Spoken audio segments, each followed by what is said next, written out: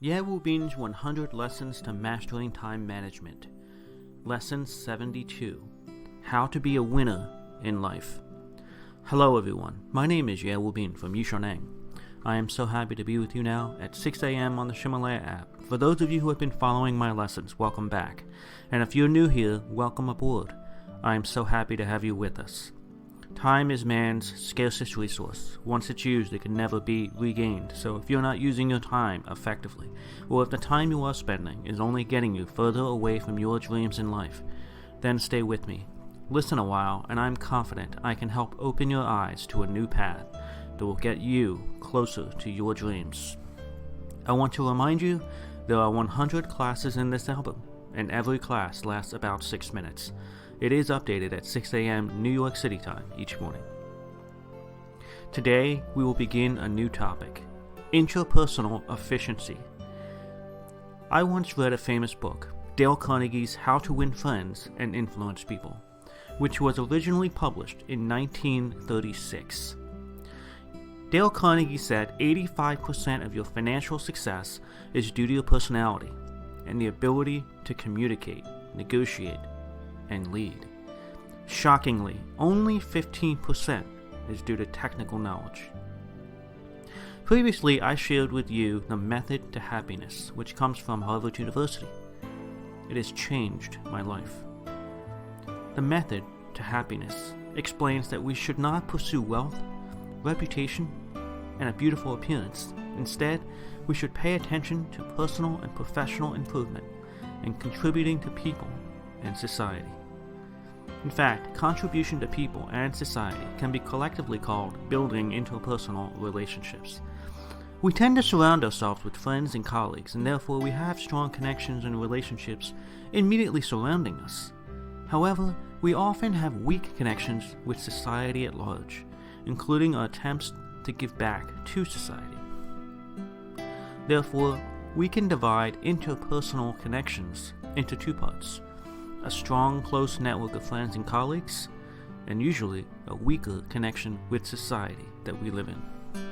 Essentially, the key to overall success is our ability to build and maintain interpersonal relationships, and this is a point that I just cannot stress enough.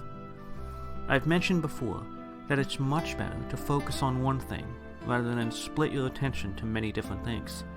Devote your life to something, and it will reward you immensely. On the contrary, if you focus on many things and only get a small return for each of them, you will not gain so much in total. Steve Jobs, Warren Buffett, Bill Gates, some of the most successful men on this planet, they all told us to focus on one thing. Focus is the key. So, if we think about this focus, how does this translate into obtaining success in life? First, you must find a lifelong interest and call it your own. Then develop that advantage and use it to contribute to society. Use the advantage to contribute to society. Peter Drucker, the father of management, said that the sole purpose of a business is to create a customer need and then fill it. Create the need and fill it. He then said that this should apply equally to society.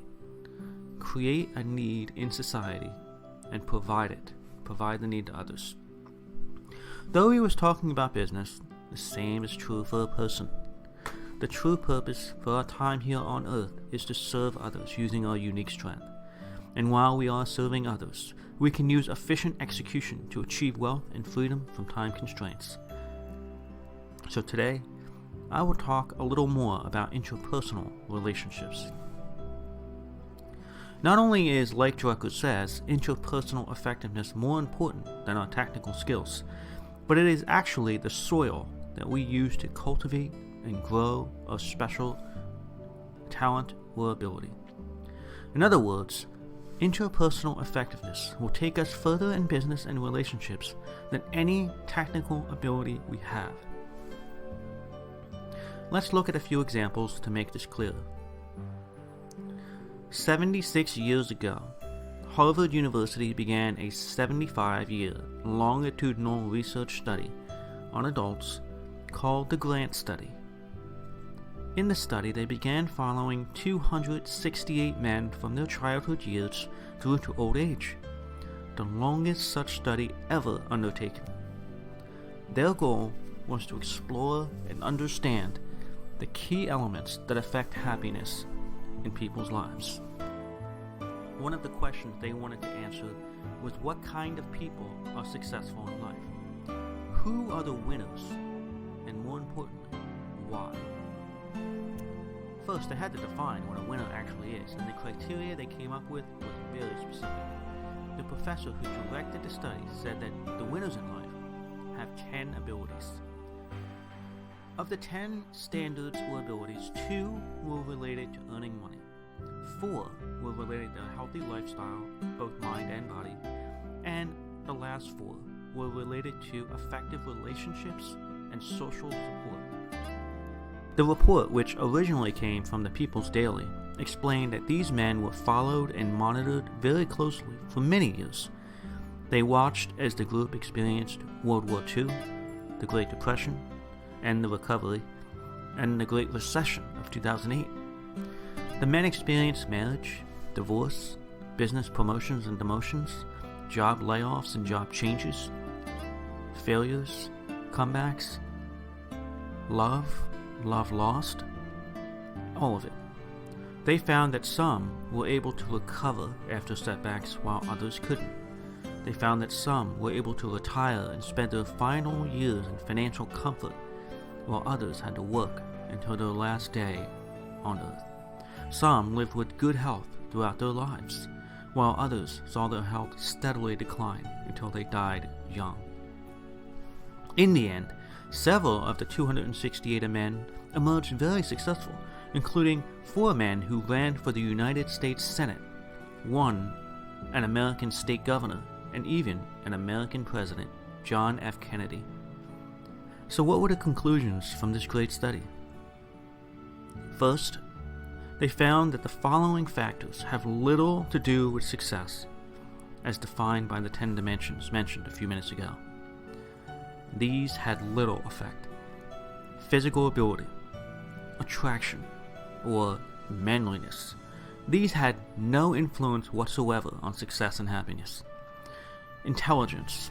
Intelligence did have an impact on success, but only to a certain point. Once a person's IQ exceeds 110, it ceases to have any additional impact on success, and 110 is the average IQ for most people. Income and socioeconomic status have a very, very small impact. Whether you are introverted or extroverted was of little consequence. Whether you've had to deal with depression is of little effect. The 10 abilities have real influences, and the factors can help you to march toward a prosperous life. Here is what they found that did have a profound effect on success. The winners did not drink or smoke. They exercised and maintained a healthy weight throughout their life. They experienced childhoods filled with love. And more importantly, they developed the skills of empathy, emotional connection, and intimate relationships.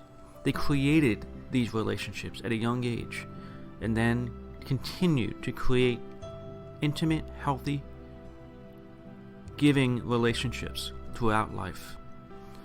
This point is worth repeating. Intelligence, physical ability, fame, power, wealth, none of these made a difference. In the end, what matters most, what creates success in your life in the areas that matter, wealth, health, and happiness, came down to your ability to create good relationships, warm, positive relationships, caring relationships with others. We've been working now together for 70 lessons. This is actually the 72nd lesson if you've been listening from the start.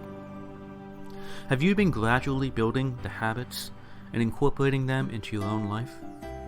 I've talked many times about the Neng method of transforming your habits to incorporate the online life rather than the offline life. Remember, the offline life is formed by bad habits, and the online is formed by good habits.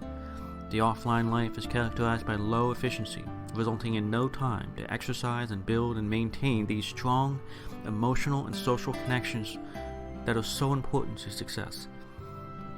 In other words, friendships, family bonds, spousal love. These things are the most important things. The online life is formed by good habits, finishing tasks efficiently, and devoting time and energy to our physical and mental health, to developing our emotional and social relationships, and to giving back to society, to making others' lives better and making them more successful. Do you want to be a winner? Do you want to be a success? Do you want to be happy? Then improve just a little each day. Give to others just a little each day. Build relationships just a little each day. And in the end, you'll be a winner. In the end, you'll have success. And in the end, you'll be happy. You'll have happiness.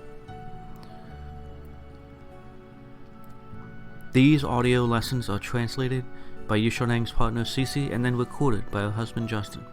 I wish you great success today. See you tomorrow.